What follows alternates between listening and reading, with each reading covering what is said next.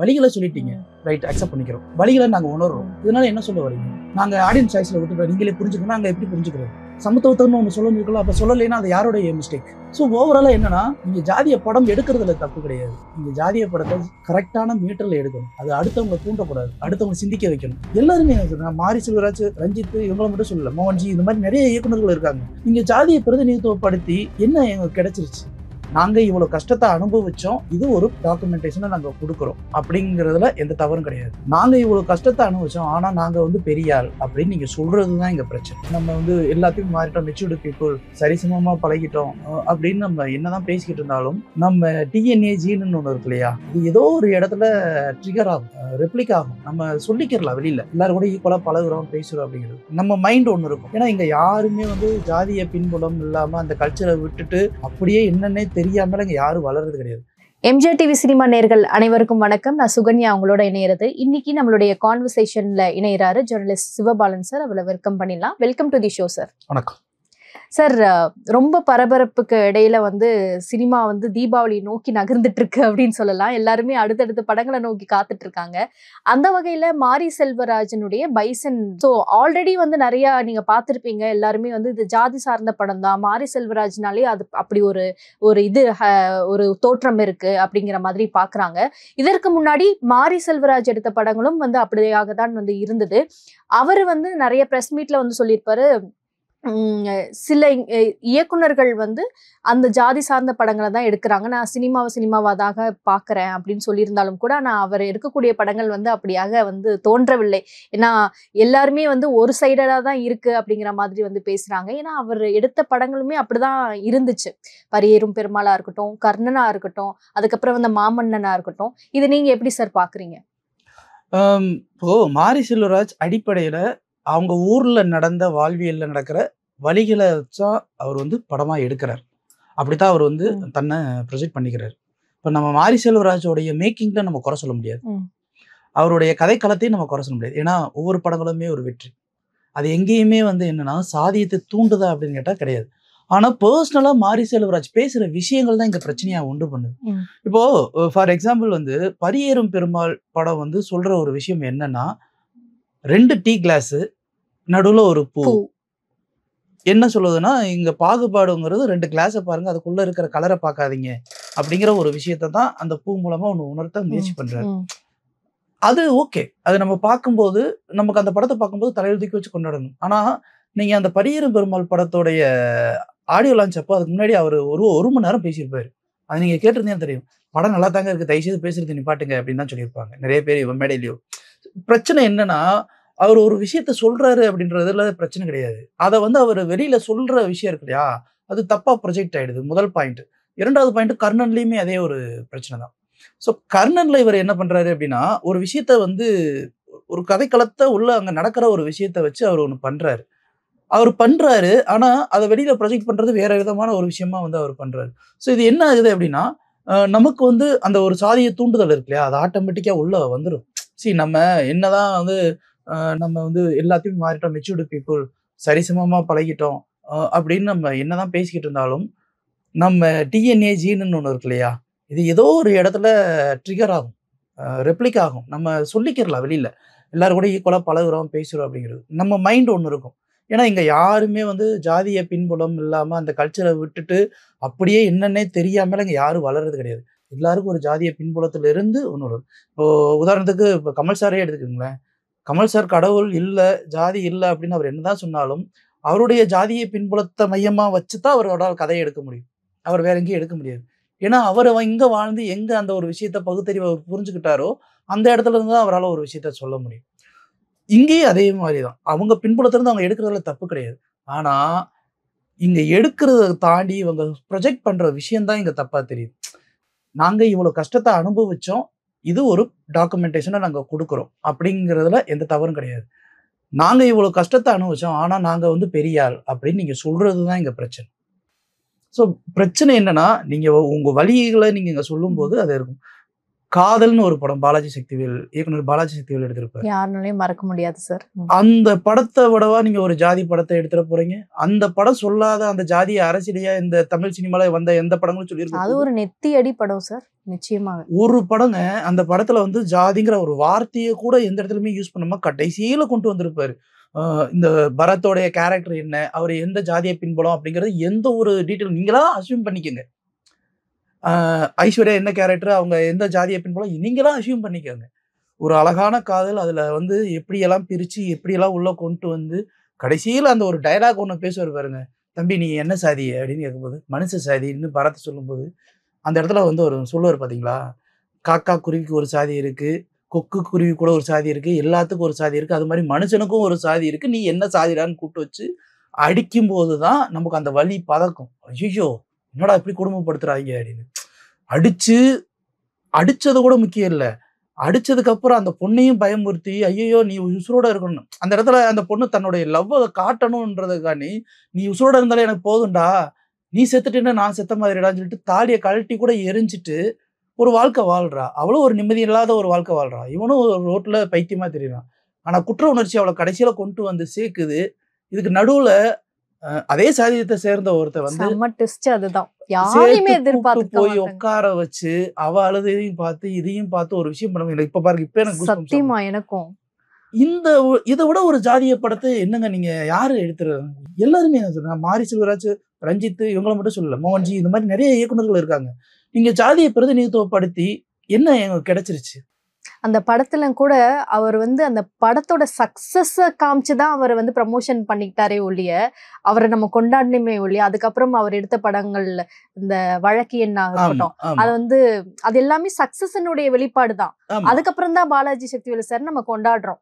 ஆனா இவர் வந்து ஒவ்வொரு சக்சஸ் மீட்லயா இருக்கட்டும், இல்ல அதுக்கு முன்னாடி ப்ரமோஷன்லயா இருக்கட்டும், அவர் வந்து சொல்றது அவர் தூண்டுறதன் பேர்ல இருக்கிற மாதிரி எனக்கு ஒரு ஃபீலா இருக்கு. இவர் மாரி செல்வராஜ் வந்து என்ன பண்றாரு அப்படின்னா, ஒவ்வொரு பிரஸ் மீட்டா இருக்கட்டும், இல்ல ஒரு ப்ரமோஷனா இருக்கட்டும், அதுல வந்து இவர் பேசக்கூடிய விஷயங்கள் என்னன்னா, நான் வந்து பார்க்கல, என்னது வந்து என்னங்க அவர் வந்து இன்டைரக்டா சொல்றது வந்து எப்படி இருக்குன்னா, நான் வழி அனுபவிச்சிருக்கேன், நான் அந்த சம்பந்தப்பட்டவங்களை வந்து என்னோட படங்கள் மூலியமா நான் வந்து வெளிப்படுத்துறேன், வெளிக்கொணர்றேன், இன்னுமே வந்து சில இடங்கள்ல வந்து பாதிக்கப்படக்கூடிய மக்கள் இருந்துட்டு தான் இருக்காங்கன்னு ரொம்ப ஸ்ட்ராங்கா வந்து வைக்கிறாரு. அதனால என்ன தப்பு, ஒரு இயக்குனரா நான் வந்து என் படங்கள் மூலியமா நான் காமிக்கிறேன் அப்படின்னு சொன்னாலும் கூட அவர் பேசக்கூடிய சில வார்த்தைகள் வந்து நான் வந்து சாதிய ரீதியா தான் ஒரு படத்தை நான் எடுக்கிறேன் அப்படின்னு வந்து ஒரு தெரியுது. என்ன மராட்டில வெளியான சாயராத் மாதிரியும் இல்ல ஃபாண்ட்ரி மாதிரியுமா வந்து சாதியத்தை எதிர்க்கிற மாதிரியான ஒரு படங்களா எடுத்துட்டாரு. நீங்க ஃபாண்ட்ரின்னு ஒரு மராட்டிய படத்தை பாருங்க, ஒரு கல்லை எடுத்து மூஞ்சில் அடிக்கிற மாதிரி இருக்கும், நெத்திப்பொட்டில் அடிக்கிற மாதிரி இருக்கும். எப்ப பாத்தீங்கன்னாலும் நமக்கு வந்து தப்புடா அப்படின்னு நமக்கு உறுத்தும். சாயராத் மாதிரியான ஒரு இதையா நீங்க எடுத்திருக்கீங்க? ஒண்ணும் கிடையாது. மராட்டில இந்த சாதியை நான் நார்த் இந்தியால இருந்திருக்கேன், அங்க இருக்கிற இந்த சாதிய அடிமைத்தனம் பாத்தீங்கன்னு வச்சுக்கோங்களேன், நீங்க வாழ்க்கையை வெறுத்துருவீங்க. தமிழ்நாடு எவ்வளவு சூப்பர்டா அப்படிங்கிற மாதிரி இருக்கும்.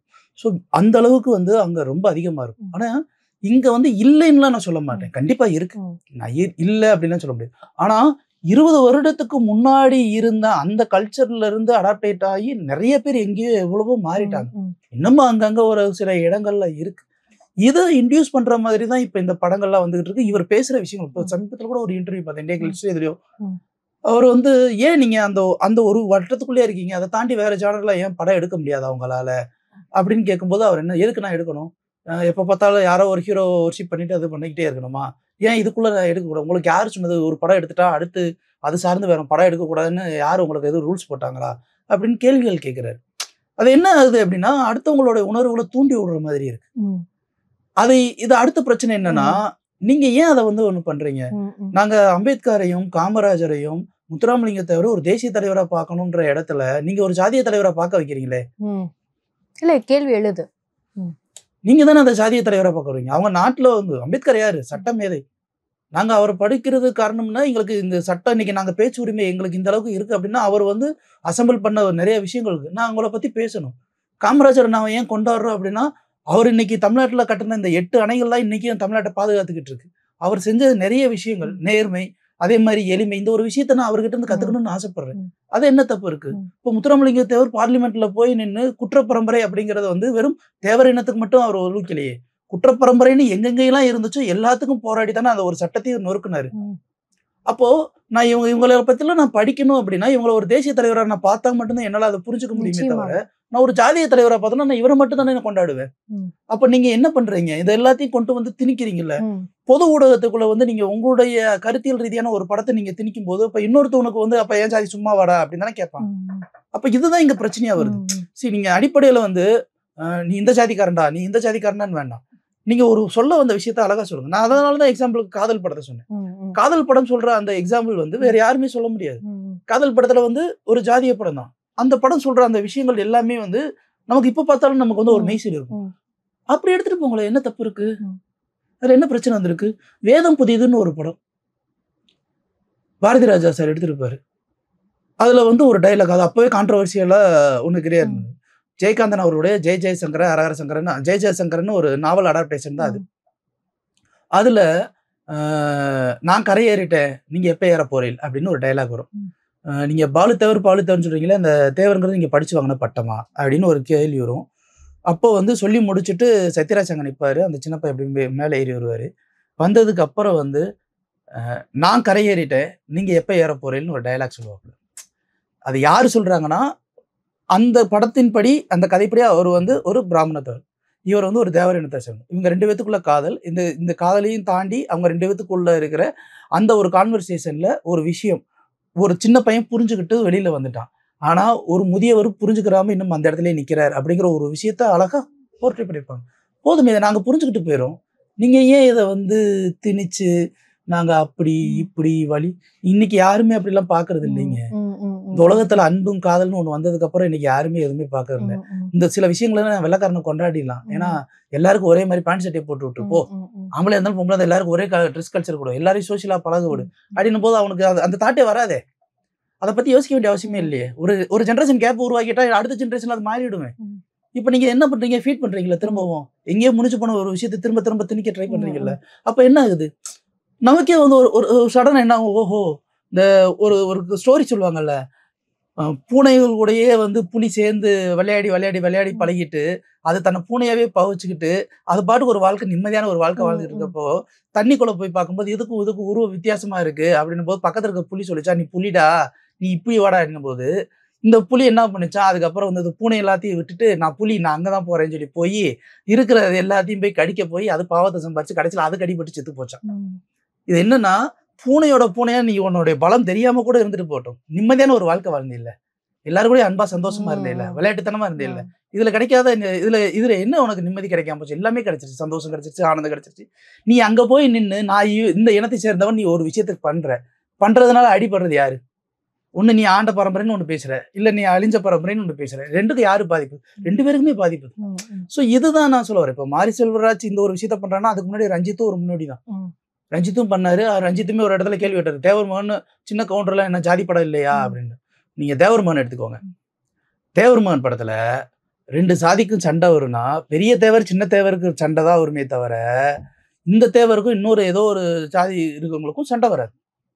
சின்ன கவுண்டர் படத்துல பாத்தீங்கன்னா சக்கர கவுண்டருக்கும் தவசி கவுண்டருக்கும் தான் சண்டை வருமே தவிர இந்த கவுண்டருக்கும் இன்னொரு ஜாதிக்காரங்களுக்கும் சண்டை வராது. ஒரு பெயர் வந்து ஜாதி பெயரை போட்டதுனால வந்து நீங்க வந்து அது ஜாதி படம் முத்திரை குத்துறீங்கன்னா, நீங்க ஒரு படத்தையே வந்து ஜாதியத்தை பின்புலத்தை வச்சு இது ஆண்ட பரம்பரை இந்த பரம்பரை அப்படின்னு நீங்க சொல்றீங்கன்னா அப்ப இதை என்ன சொல்றது? அப்ப பிரச்சனை எங்க இருக்குன்னா, நம்ம ஒரு விஷயத்தை டீட்டெயிலா நம்ம அனலைஸ் பண்ணும்போது மக்கள் புரிஞ்சுக்க போறாங்க.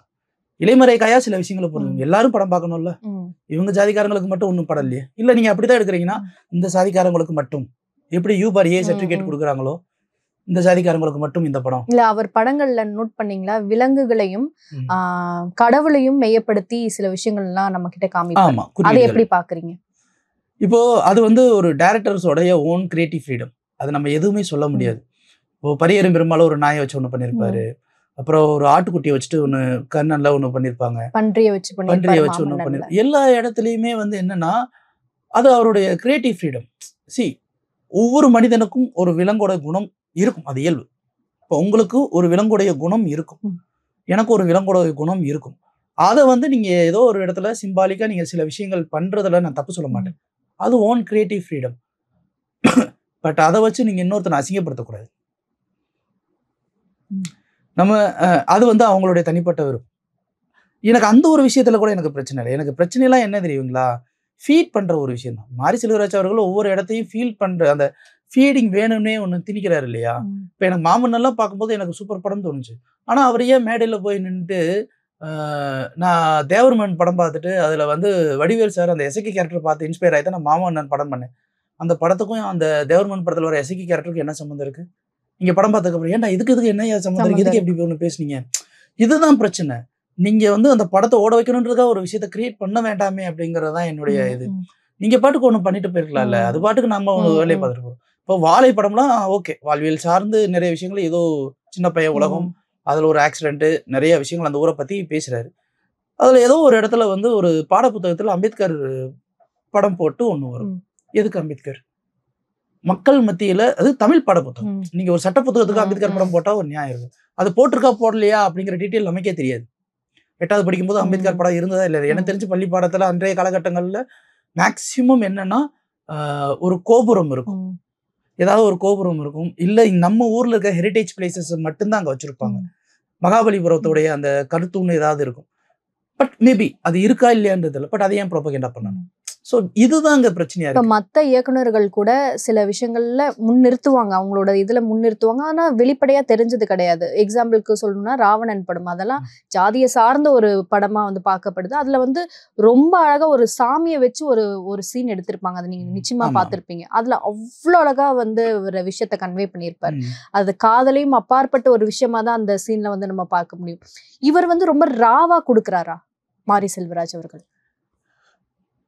இல்ல அதுலயுமே அப்படிலாம் ராவணன்லாம் வந்து மணி சார் சும்மாலாம் விட மாட்டாரு. மணி சார் அதுல வந்து அவர் பேரை சொல்லிட்டு ஒடுக்கப்பட்டவன் அப்படின்னு ஒரு டயலாக் வரும்.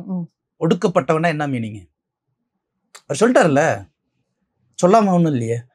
கடல் படத்துல வந்து இயேசுநாதரை ஏதோ போட்டோ போட்டு எரிக்கிறது, உடைக்கிற மாதிரியான ஒரு காட்சியெல்லாம் வரும். பட் யாரும் எதுவுமே அதை பெருசா எடுத்துக்கலையே. அதுலயுமே வந்து விஷயங்கள் இருக்குல்ல. பட் அது ஏன் நம்ம வந்து பார்க்கலன்னா, அது வந்து அந்த சப்ஜெக்ட தாண்டி ஒரு விஷயத்த பேசுது. நீங்க அந்த சப்ஜெக்ட பத்தி மட்டுமே தான் பேசிட்டு இருக்கீங்க. அந்த சப்ஜெக்ட பத்தி அததான் சொல்ல வரேன். நீங்க அந்த சப்ஜெக்ட பத்தி பேசுறீங்க அப்படின்னா, இப்போ மோகன்ஜி ஒரு விஷயத்த எடுக்கிறாருன்னா, ஏன் மோகன்ஜிக்கு வந்து ஒரு பெரிய ஃபண்ட்ல வந்து திரௌபதிங்கிற ஒரு படம். நீங்க கம்பேரிட்டிவ்லி மாரி செல்வராஜும் ரஞ்சித்துமே உடைய ஃபிலிம் மேக்கிங்லாம் பார்த்தீங்கன்னா, செம்ம அல்டிமேட்டா இருக்கும். உண்மையிலேயே வந்து ஒரு ஃபிலிம் மேக்கர்ஸ்க்கு உண்டான அந்த ஸ்டாண்டர்ட், அந்த குவாலிட்டி எல்லாமே இருக்கும். மோகன்ஜியோடைய படங்கள் பார்த்தீங்கன்னா, கன்டென்ட் வைஸ் இருக்கும். ஆனா மேக்கிங் வைஸ் பார்த்தீங்கன்னா, கொஞ்சம் கம்மியா தான் இருக்கும். கொஞ்சம் இல்ல நிறையவே கம்மியா தான் இருக்கும். ஆனாலும் ஏன் அந்த படம் ஓடுச்சு அப்படின்னு நான் ஆச்சரியப்பட்டு பார்க்கும்போது தான் பிரச்சனை என்ன தெரியுங்களா? மக்களுக்குள்ள இருக்கிற அந்த தீரா தாகம். எல்லாருக்குள்ளயும் ஒரு குற்ற உணர்ச்சி வந்துரும். எல்லாருக்குள்ளயும் ஒரு கோபம் வரும். ஏன் தெரியுங்களா? என்னைக்கோ ஒரு நாள் நம்ம முன்னோர்கள் ஏதோ ஒரு இடத்துல யாருக்கோ எங்கேயோ ஏதோ ஒண்ணு செஞ்சிருப்பாங்க. அது ஆண்ட பரம்பரையா இருக்கலாம், அடிமை பரம்பரையா இருக்கலாம். ஏதோ ஒண்ணு யாரோ ஒருத்தவங்களுக்கு செஞ்சிருப்பாங்க. அத வந்து ஜாதி பேர்ல தொன்று தொட்டு நம்ம பள்ளிக்கூடத்துல இன்னமும் ஜாதி பேர எழுதி தான் நம்ம வந்து சர்டிபிகேட்ல எல்லாத்தையுமே குடுக்குறோம். நம்ம ஜாதி பேர் குடுக்காமலாம் இங்க யாரும் கிடையாது. எல்லாருமே வந்து அப்ளிகேஷன் ஃபார்ம்ல ஃபில் பண்ணும்போது, நீங்க என்ன ஜாதி, கம்யூனிட்டி சர்டிபிகேட் எல்லாத்தையும் நம்ம வாங்கிட்டு தான் இருக்கோம். அப்போ ஏதோ ஒரு இடத்துல இவங்கள தான் இவங்க மையப்படுத்தி ஒரு விஷயத்த பேசுறாங்கன்னும்போது அவங்களுக்குள்ள ஒரு ஹர்ட்டிங் இருக்கும். அது கோவமாவும் வெளிப்படலாம், அழுகையா வெளிப்படலாம், இல்ல பழிவாங்கும் உணர்ச்சியா வெளிப்படலாம். இதுதான் வேண்டாங்கிறேன். ஒரு ஜெனரேஷனே மறந்துருச்சு. கிட்டத்தட்ட மறந்துருச்சு. ஒரு 80% மறந்துருச்சு. ஒரு 20% இருக்கு. நம்ம இல்லைன்னு சொல்லவே இல்ல. அந்த 20% இருக்கு அப்படிங்கிறத நீங்க வந்து 19 சொல்லிட்டு போங்களேன். ஒண்ணும் பிரச்சனை இல்லையே. பரியேறும் பெருமளை எல்லாரும் தலையில தூக்கி வச்சு கொண்டாடுனதுக்கு காரணம் என்ன? சொல்ல வந்த விஷயத்த வந்து நாசூக்கா சொன்னது மட்டும் தான். அத அப்படியே விட்டிருந்திருந்திருக்கலாம். எனக்கு இன்னொரு எக்ஸ்பீரியன்ஸ் இருக்கு. பரியேறும் பெரும்பால் படம் முடியும்போது எனக்கு அந்த படம் ரொம்ப புடிச்சிருந்துச்சு. ஆனா நான் ஆஸ் அ ஃபிலிம் மேக்கரா நான் வந்து ஜாதி ரீதியாலாம் எதுவும் கேள்வி கேட்கல. அப்போ மாரி செல்வராஜ் அவர்கள் ஏதோ ஒரு கேமரா ஒரு ஈவென்ட்ல வந்து நான் ஜஸ்ட் ஒரு இது அப்போ ஒர்க் பண்ணிட்டு இருக்கும்போது கேட்கிறேன். என்ன கேள்வி கேட்டேன் அப்படின்னா, சார் நீங்க பரியேறும் பெருமாள்ல வட்டார வழக்கு திருநெல்வேலி ஸ்லாங்ல அந்த விஷயத்த பத்தி எல்லாமே நீங்க பேசிட்டு இருக்கீங்க. எல்லாருக்குமே ஒரு ஸ்லாங் குடுத்துட்டீங்க.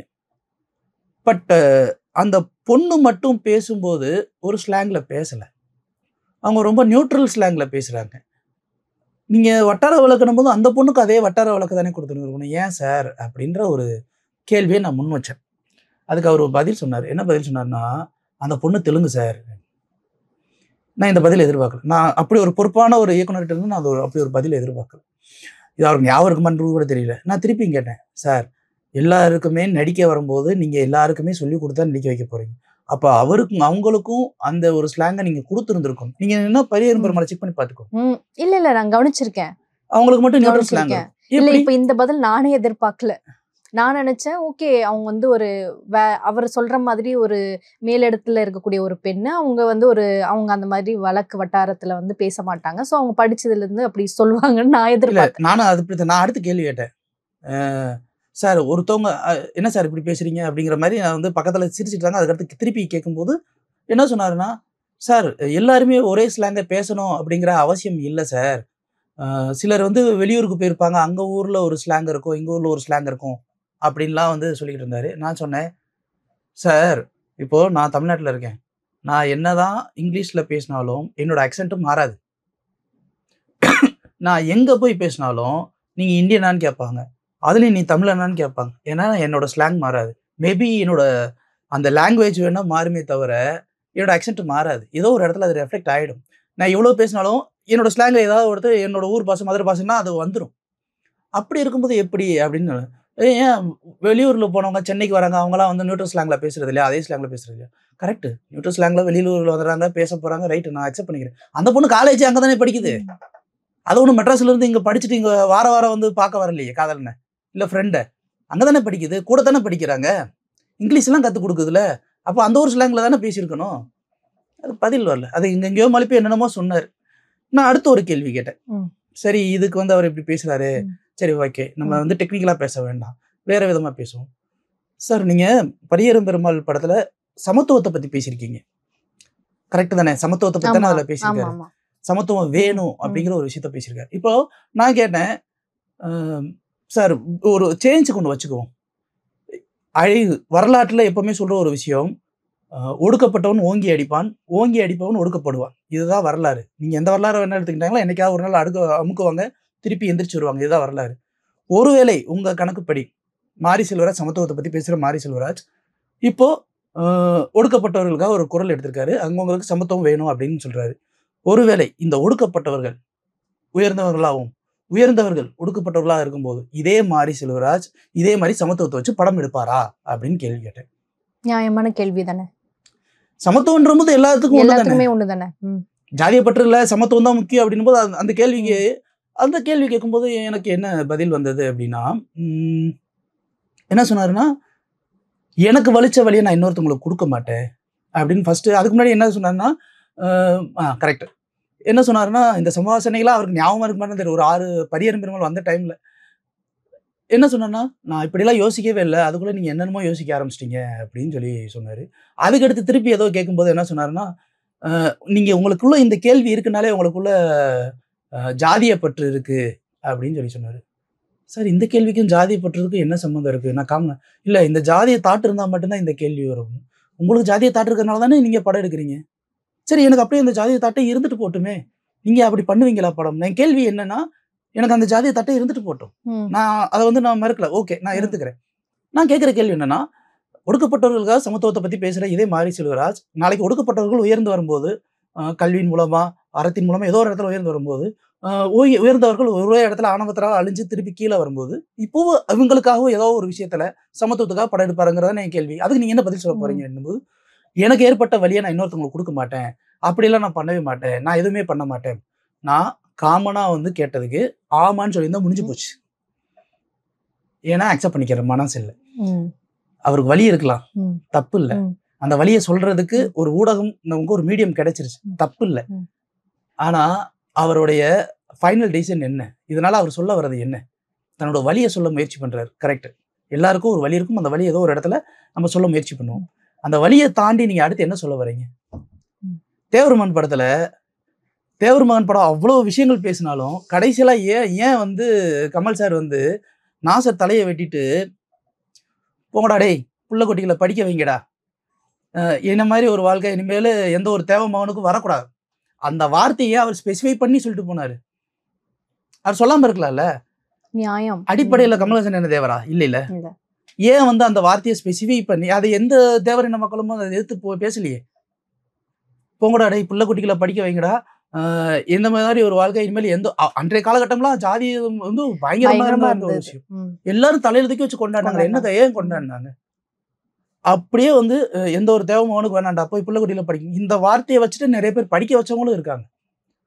ஸோ இது என்ன சொல்ல வரீங்கன்னா, நீங்க அடுத்து அதனால என்ன கருத்து சொல்ல வரீங்க அப்படிங்கிற ஒரு கேள்வி இருக்குல்ல. வலிகளை சொல்லிட்டீங்க, ரைட், அக்செப்ட் பண்ணிக்கிறோம். வலிகளை நாங்க உணர்றோம். இதனால என்ன சொல்ல வரீங்க? நாங்க ஆடியன்ஸ் சாய்ஸ்ல விட்டுட்டோம், நீங்களே புரிஞ்சுக்கணும். நாங்க எப்படி புரிஞ்சுக்கிறது? சமத்துவத்தன்னு ஒன்று சொல்லணும் இருக்கலாம், அப்போ சொல்லலைன்னா அது யாரோடைய மிஸ்டேக்? ஸோ ஓவராலாக என்னன்னா, நீங்க ஜாதிய படம் எடுக்கிறதுல தப்பு கிடையாது. நீங்க ஜாதிய படத்தை கரெக்டான மீட்டர்ல எடுக்கணும். அது அடுத்தவங்களை தூண்டக்கூடாது, அடுத்தவங்களை சிந்திக்க வைக்கணும். அப்படி சிந்திக்க வைக்கிற மாதிரியான படமா இருந்ததுன்னா அது படமா நம்ம பார்ப்போமே தவிர அது ஜாதிய படம்னு நம்ம சொல்ல மாட்டோம். ஸோ இங்க இதுதான் ஒரு பெரிய பிரச்சனை. இப்ப மாரி செல்வராஜ் அவர்கள் வந்து கண்டா வர சொல்லுங்க, அதை யார சொல்றாருன்னு நம்ம எல்லாத்துக்குமே தெரியும். அந்த அளவுக்கு நாலேஜ் இல்லாமலாம் இல்ல. ஒரு பாண்டியர் தான் சொல்றாருங்க, அவர் வசிச்ச இடங்கள்ல ஒருத்தர் சொல்றாருங்கிறது நம்மளுக்கு எல்லாத்துக்குமே தெரியுது. சோ அப்படி இருக்கும் பட்சத்துல நீங்க வந்து ஒரு டைரக்டா ஒரு ஹிட் பண்றீங்க, உங்களை தாக்குனவங்கள திருப்பி தான் நீங்க அடிக்க பாக்குறீங்க. இதன் மூலியமா, ஒரு படத்தின் மூலியமா. இப்ப இத பாக்குற ஒரு இளைஞர், ஒருத்தன் ஒரு காலேஜ் ஸ்டூடெண்ட் பாக்குறான், அவன் வந்து ஒரு அடித்தட்டு மக்களா இருக்கான், அங்க இருந்து வந்திருக்கான். பாக்குறவன் வந்து அவனுக்கு வந்து ஒரு வெறிய தானே தூண்டும். ஒரு சமநிலையா இருக்கக்கூடிய ஒருத்தவங்க கிட்ட பழகிறது கூட, ஏன்னா அந்த பரியேறும் பெருமாள்லயே அப்படிதான். அவனால இயல்பா பழக முடியல, அவனை வந்து டார்ச்சர் பண்றாங்க, அவனால இயல்பா பழக முடியலங்கிறதான் காமிப்பாங்க. இன்னுமே சில இடங்கள்ல அப்படி இருக்குன்னேமே வச்சுக்கலாமே. ஆனா இந்த மாதிரியான படங்கள் வந்து அதை ஒரு தாக்கத்தினால வந்து பார்த்து இன்னும் தானே ஒடுக்கப்படுவாங்க. இல்ல, நீங்க சொல்ற ஒரு பாயிண்ட் கரெக்ட். இப்போ இந்த இளைஞர்கள் பார்த்து இதனால வந்து நிறைய தூண்டப்படுவாங்கன்னா கண்டிப்பா தூண்டப்படுவாங்க. இது எங்க சரி பண்ணுவாங்க அப்படின்னா பேரண்ட்ஸ் மட்டும்தான், வேற ஒண்ணுமே பண்ண முடியாது. ஒரு சில பேரண்ட்ஸ் எல்லாம் என்னன்னா, இந்த படம் பார்க்கும்போது அவங்களுக்கு வந்து அவங்களுக்கு வந்து வாழ்வியலை பத்தி தெரியும். எல்லா சமூகத்தினரோடையும் நம்ம பழக்க வழக்கத்தை வச்சிருக்கோம். அப்ப இந்த இடத்துல இந்த மாதிரியான சில விஷயத்தை தூண்டுறோம்னா தொழில் ரீதியாகவும் சரி, உறவு ரீதியாகவும் நிறைய பிரச்சனைகள் உண்டு பண்ணும். அப்படின்னும் போது அதை வந்து பேரண்ட்ஸ் மட்டும்தான் அதை கண்ட்ரோல் பண்ண. கடைசி இதன் மூலியமா நான் என்ன கேட்க வந்தேன்னா, இயக்குனர் மாரி செல்வராஜ் அவர்களே இன்னும் அவருக்கு உண்டான கட்டத்துல இருந்து வெளியே வரலையா? அவர் வரமாட்டாருங்க. அவர் தான் சொல்லிட்டாரு, நான் வர முடியாது. நீங்க வேற இப்போ ரீசெண்டா ஒரு இன்டர்வியூல பார்த்தேன், எதுக்கு நான் வரணும் அப்படின்னு அவர் கேட்கிறாரு. அவர் எடுத்துட்டு போட்டோம், மக்கள் புரிஞ்சுக்க போறாங்க. மக்கள் வந்து ஒரு கட்டத்துக்கு மேல அக்செப்ட் பண்ணிக்க மாட்டாங்க. நீங்க ஒரே மோனோட்டோன்லயே ஒரு படத்தையே நீங்க கொடுத்துக்கிட்டீங்க. ஏன்னா நம்ம வந்து இதே அரங்கத்துலதான் நம்ம பேசணும், ஜென்எக்ஸ் பத்தி பேசணும். ஏன்னா அவங்களுக்கு எதுவுமே இல்ல. அவங்க எல்லாம் வந்து வேற ஒரு கண்ணோட்டத்துல நோக்கி போயிட்டு இருக்காங்க. அவங்களோட பார்வையே வேற மாதிரி இருக்கு. அவங்களோட டேர்ம்ஸ், ஸ்லாங், இது எல்லாமே வேற மாதிரி இருக்கு. அவங்க யோசிக்கிறதே வந்து இன்னும் ஒரு 5 வருஷத்துக்கு அட்வான்ஸா யோசிக்கிறாங்க. அப்படி இருக்கும் பட்சத்துல அவங்களுக்கு இமோஷனலே கனெக்ட் ஆகல. இமோஷனே வந்து கிரிஞ்சு பண்ணாதீங்கன்ட்டு போறாங்க. அப்படி இருக்கும் பட்சத்துல இந்த ஜாதிய ரீதியா ரொம்ப இன்டைரக்டா வந்து ஒரு விஷயத்த சொல்ல வர்றது, இதெல்லாம் வந்து நம்ம தான் எடுத்து பேசுறோம். அவங்க வந்து தட்டி விட்டு போயிட்டே இருப்பாங்க இல்லையா? சோ இது எந்த அளவுக்கு ஒர்க் அவுட் ஆகும் சார்? அது 50-50 தான். ஏன்னா நீங்க ஜென்எக்ஸ்லயே வந்து 2 கேட்டகரியை பிரிச்சு தான் ஆக வேண்டியது இருக்குங்க.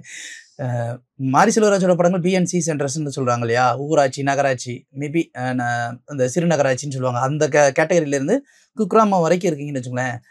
இதுக்கு மேல இருக்கிறவங்க எல்லாருமே ஒரு கைண்ட் ஆஃப் லைஃப் ஸ்டைல்ல வாழ்வாங்க. இதுக்கு கீழே இருக்கிறவங்க எல்லாருமே வந்து எப்படின்னா ஜென்எக்ஸ்ட் தான். பட் அவங்கள இன்டியூஸ் பண்ற மாதிரியான அந்த ஃபீடு என்ன அப்படின்னா வெறும் படம் மட்டும் கிடையாது, வெறும் காதல் மட்டும் கிடையாது. இதை தாண்டி அந்த ஊருக்குள்ள இருக்கிற அந்த ஒரு ஜாதியமும் சேர்ந்து உள்ள இருக்கு. மற்ற இடங்கள்ல இல்லையானா இருக்கு. அவங்க தட்டி விட்டு போற அளவுக்கு அவங்களுக்கு அதுக்கு மேல வேற வேலைகள் இருக்கு. பட் இங்க அப்படி கிடையாது. சில சூழல் வந்து அது மாதிரி அவங்கள வந்து உட்கார வைக்கும். அப்போ இது என்ன ஆகும் அப்படின்னா, நீங்க நிறைய வீடியோஸ் பார்த்துருப்போம். யாரோ ஒரு 2 பேர் யாரோ ஒருத்தவங்களை பத்தி பேசினா சின்ன பசங்க அருவாளை தூக்கிட்டு ஏய் ஏதாவது சொன்ன வெட்டிடுவேன், இதெல்லாம் நம்ம பார்த்துட்டு தானே இருக்கோம். அவங்களுக்கு அது என்ன அப்படிங்கிற அந்த ஒரு உண்மைத்தன்மை தெரியாது. அவங்களுக்கு அது என்னங்கிறது வரலாறு தெரியாது. எந்த வரலாறும் தெரியாது. அதோடைய உண்மைத்தன்மை என்ன, இதனால என்ன பிரச்சனைகள் வரும் அப்படிங்கிறது தெரியாது. நீங்க வந்து இன்னைக்கு அப்படி இது பண்ணி விட்டீங்கன்னா போதும், உடனே வந்து பத்தி எறிகிற அளவுக்கு தான் அவங்க ரெடியா இருக்காங்களே தவிர அதோடைய பின்புலம் என்ன, அதுக்கு என்ன பிரச்சனைகள் இருக்கு, அது எல்லாத்தையுமே இப்போ ஆராய்ச்சி பண்ற அந்த மனநிலையில இல்ல. இதுதான் இங்க பிரச்சனை. இப்போ அதை சொல்லி ஃபீட் பண்ணி புரிய வைக்கிறது அப்படிங்கிறது உங்க கையிலயோ என் கையிலயோ இல்ல யாராவது ஒரு ப்ரீச்சிங் பண்றவங்க கையிலயோ இல்ல. அது முழுக்க பேரண்ட்ஸ் கையில தான் இருக்கு. இப்போ மாரி செல்வராஜ் அவர்கள் இப்படி பண்றாருன்னா மாரி செல்வராஜ் மட்டும் பண்ணல. மாரி செல்வராஜ் மாதிரி இங்க மற்ற நிறைய இயக்குனர்கள் பண்ணிட்டு தான் இருக்காங்க. இது விரல விட்டு என்னன்னு வச்சுக்கோங்களேன், ஏதோ ஒரு இடத்துல ஏதோ ஒரு இயக்குனர் பண்ணிக்கிட்டு தான் இருப்பாங்க. அதுல நம்ம எந்த ஒரு மாற்று கருத்து இல்லை. இப்போ சமீபத்துல தண்டகாரண்யம்னு ஒரு படம் வந்துச்சு. இதே நீலம் ப்ரொடக்ஷன்ஸ்ல ரஞ்சித்தோடைய ஒரு தயாரிப்புல ரிலீஸ் ஆன ஒரு படம் தான். அதிய நாதிரை அப்படிங்கிற ஒரு இயக்குனர் இயக்கியிருந்தாரு. நம்ம வழக்கம் போல ஒரு ஜாதிய படம் தானேன்னு போய் உட்கார்றோம். அதுவும் ஜாதிய ரீதியான சில பிரச்சனைகள பத்தி பேசக்கூடிய ஒரு படம் தான். ஆனா, அவங்க பாருங்களேன், அவங்க அத என்ன சொல்ல வராங்களோ அத கரெக்ட்டா சொல்லியிருப்பாங்க. அத கரெக்ட்டா சொல்லும்போது நமக்கு வந்து அக்செப்டபிளா இருந்துச்சு. ம். இதத்தான் நான் சொல்ல வரேன். இப்போ பேராண்மை படத்துல, அ அதுல இருக்கிற அந்த ஜாதிய ஒடுக்கத்த பத்தி வேற யாரு பேசியிருப்பாங்க? ஒரு தொழிலுக்குள்ள இருக்கிற அந்த ஜாதியத்தை எப்படி துருவன் அப்படிங்கிற ஒரு ஒடுக்கப்பட்ட சமுதாயத்தை சேர்ந்த ஒரு இளைஞன் ஃபாரஸ்ட் ரேஞ்சரா ஆபீசரா இருக்கும்போது ஒரு 5 பெண்களை காட்டுக்குள்ள கூட்டு போய் ஒரு நாட்டுக்கே நடக்கிற சதி திட்டத்தை தீட்டுறத ஒடுக்கி தடுத்து எல்லா விஷயத்தையும் பண்ணி எல்லா கலைகளையும் கத்துக் கொடுத்து காட்டை பத்தி எல்லாத்தையும் முழுசா புரிஞ்சுக்கிட்ட ஒருத்தன் கடைசியில மெடல் கூட வாங்காம சல்யூட் அடிக்கிறது எல்லா வேலையும் செய்யறான். இதை விட அரசியல் வேற என்ன இருக்கு? இதை விட தலித் அரசியலை பத்தி பேசுறவங்க யார் இருக்காங்க? இதுதான் பிரச்சனை. எஸ்பி ஜனநாதன் சார் பேசாத அரசியலையா நீங்க அதை பேசிட்டீங்க? போதுமே, அதை எல்லாருமே கொண்டாடுனாங்களே பேரண்மை படத்தை ஏன் தலையெழுதிக்க வச்சு கொண்டாடினாங்கன்னா இதானே உண்மை. அவனுடைய வலி எவ்வளவு பெரிய வலி அப்படிங்கறது நம்மளால உணர முடிஞ்சுல்ல. அது போதுமே. நீங்க வலியை வந்து காட்டுங்க, அது எல்லாரும் பார்க்கட்டும். உங்களுடைய வலியை ஒரு சமூகத்தினர் மட்டும் பார்க்க வேண்டாம், எல்லாரும் பார்க்கட்டும். ஒருவேளை எங்களுக்கும் அதாவது அடுத்தவங்களுக்கு தப்பு இருக்கு, இவங்களுக்கு தப்பு இருக்கு, அவங்களுக்கு தப்பு இருக்கு அப்படின்னும் போது அவங்க புரிஞ்சுக்க போறாங்க. அம்மா என் சைடு ஏதோ தப்பு இருக்கு, எங்க சைடு ஏதோ தப்பு இருக்கு, ஓகே நம்ம மாத்திக்கலாம், இனிமேல் ஃபியூச்சர்ல அதை மாத்திக்கலாம்னு நினைக்கிறாங்க. பட் அது இல்லாம நீங்க மொத்தமா போட்டு அமுக்கி இதுல வந்து நான் இப்படி அப்படி அது இது இதுக்குள்ள இந்த இன்னொரு விஷயம் அதிர்ச்சிகரமான ஒரு விஷயத்த நான் சொல்றேன் கேட்டுங்க. நிறைய இந்த மாதிரி சில இயக்குனர்கள் என்னன்னா என்ன ஜாதின்னு கேட்டுதான் அசிஸ்டன்ட் டைரக்டர்ஸே உள்ள சேர்க்கிறாங்க.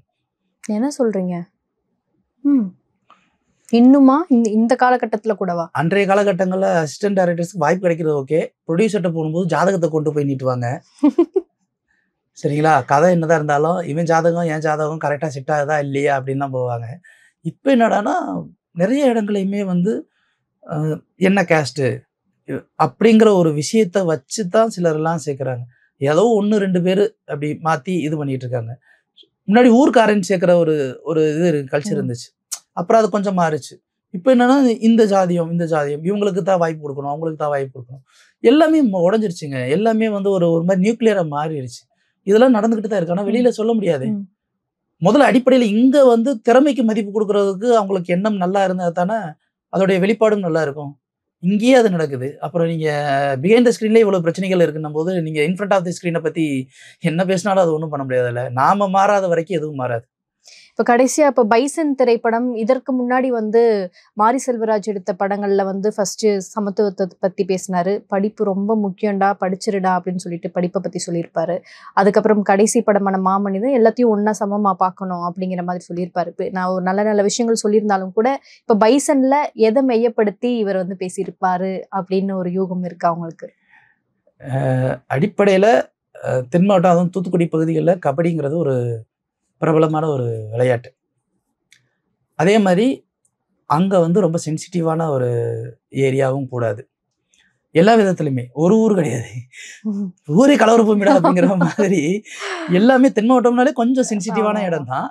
அதுல அந்த தூத்துக்குடியில வந்து என்னன்னா எல்லாருமே கொஞ்சம் எல்லா மக்களும் தூத்துக்குடி, திருநெல்வேலி இது எல்லாருமே வந்து எல்லாருமே கொஞ்சம் இந்த ஊருக்கு இந்த ஒரு ஜாதி பிரச்சனை இருக்கும், அந்த ஊருக்கு வேற வேற ஜாதிக்குள்ள ஒரு பிரச்சனை இருக்கும்.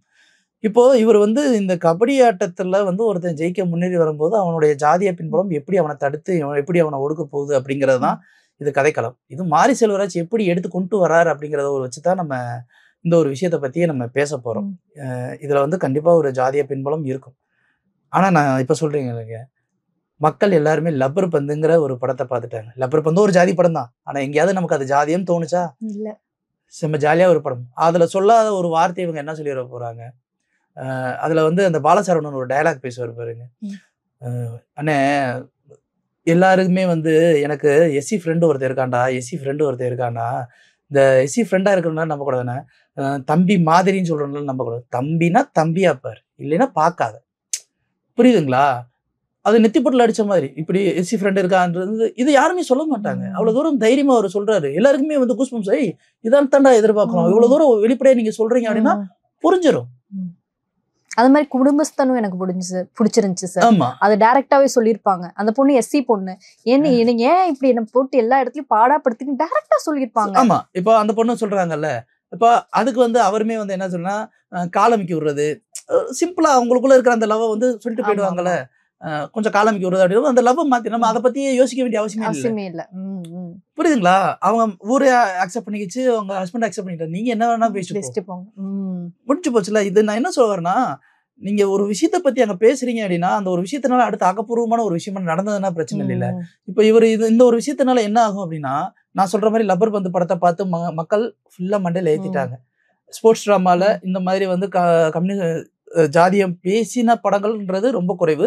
அதுலயும் இந்த படம் வந்து கொஞ்சம் நல்லாவே ரீச் ஆயிடுச்சு, எல்லா இடத்துலயும் ரீச் ஆயிடுச்சு. அப்போ இந்த படம் வரும்போது கண்டிப்பா அங்க கம்பாரிசன் போகும். அந்த கம்பாரிசன் போகும்போது கண்டிப்பா பாத்தீங்க அந்த மீம்ஸ்லயும் போஸ்ட்லயும் பாருங்க, ஜாதியை பத்தி விளக்கம் சொன்ன இந்த படம் எங்க, இதை பத்தி பேசின இந்த படம் எங்கன்ற ஒரு விளக்கம் வரும். காரணம் என்னன்னா, படம் நல்லாவே இருந்தாலும் ஒரு விஷயத்த தன்மையா நீங்க சொல்ற விதத்துலதான் இருக்கு. நீங்க சில விஷயத்த தன்மையா சொல்ற மாதிரி இருந்தாலும் நெத்தி பொட்டுல அடிச்ச மாதிரி இருக்கணும். அந்த மாதிரி தான் இருக்கணும். இங்க வந்து நீங்க வலிகளை மட்டுமே சொல்லக்கூடாது, வலிகளுக்கு கடந்த வாழ்க்கையை பத்தி அங்க பேசணும். அப்படி பேசியிருந்தா கண்டிப்பா பைசன் வந்து உண்மையிலேயே வந்து ஜெயிப்பார். Okay sir. ஸோ இன்னைக்கு வந்து நேர்காணல்ல வந்து இணைஞ்சதுக்கு நன்றி சொல்றதுக்கு முன்னாடி, மாரி செல்வராஜ் வந்து பெரிய இயக்குனரா இருந்தாலும் கூட, வளர்ந்து வரும் இயக்குனரா இருந்தா கூட, அவருக்கு வந்து ஒரு சின்ன கோரிக்கை மாதிரி இந்த ஒரு காணொலி இருக்கட்டும் அப்படின்னு வந்து நம்ம சொல்லலாம். ஏன்னா அவ்வளோ விஷயங்கள் பேசியிருக்கோம், அவ்வளோ டிஸ்கஸ் பண்ணியிருக்கோம். அவருமே ஒரு வட்டத்துல இருந்து வெளியே வரணும் அப்படிங்கிற ஒரு கோரிக்கையை முன் வச்சுக்கலாம். இன்னைக்கு நேர்காணல் இணைஞ்சதுக்கு நன்றி சார். நன்றி.